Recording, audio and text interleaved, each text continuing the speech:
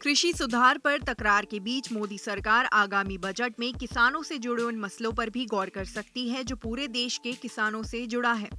किसानों का कर्ज माफ करना एक अहम मसला है जो पूरे देश के किसानों से जुड़ा है और भारत में किसानों की कर्ज माफी लोक लुभावन योजनाओं में शामिल रही है।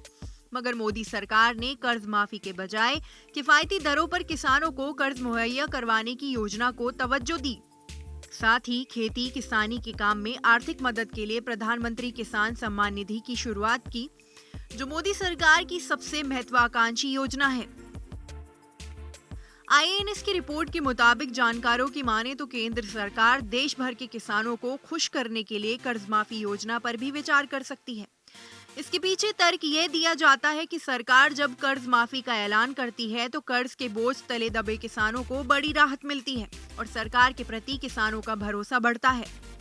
आज जब नए कृषि कानूनों के विरोध में चल रहे किसान आंदोलन से सरकार पर किसानों में असंतोष की भावना पनपने लगी है, तब कर्ज माफी की योजना उनका भरोसा जीतने में काफी हद तक मददगार साबित हो सकती है। देश के किसानों के जीवन में खुशहाली लाने के मकसद से कृषि और उससे जुड़े क्षेत्रों में सुधार के लिए 2 नए कृषि कानून लाने और पहले से मौजूद एक कानून में संशोधन किया है।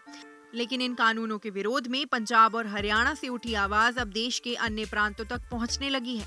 नए कानूनों के विरोध में आंदोलन की राह पकड़े किसान 2 महीने से अधिक समय से देश की राजधानी दिल्ली की सीमाओं पर डेरा डाले हुए हैं।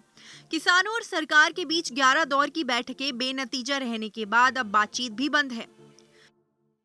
मालूम हुआ है कि जब किसान आंदोलन शुरू हुआ था तब किसानों की विभिन्न मांगों में कर्ज माफी भी एक प्रमुख मांग थी। जानकार बताते हैं कि शुरुआत में पंजाब और हरियाणा के किसान आंदोलन कर रहे थे और देश के अन्य हिस्सों के किसानों को इस आंदोलन से जोड़ने के लिए कृषि कर्ज माफी का मसला जोड़ा गया था। मगर सरकार के साथ विभिन्न दौर की वार्ताओं के दौरान कर्ज माफी की मांग प्रमुख मुद्दों से हट गई। किसानों ने सिर्फ उन्हीं मांगों पर सरकार के साथ बातचीत की जो मुख्य रूप से पंजाब और हरियाणा के किसानों से संबंधित है। किसानों की कर्ज माफी के मसले पर सरकार के विचार करने के पीछे एक और तर्क दिया जा रहा है कि देश में किसानों की सबसे बड़ी आबादी वाला सूबा उत्तर प्रदेश में अगले साल 2022 में विधानसभा चुनाव है।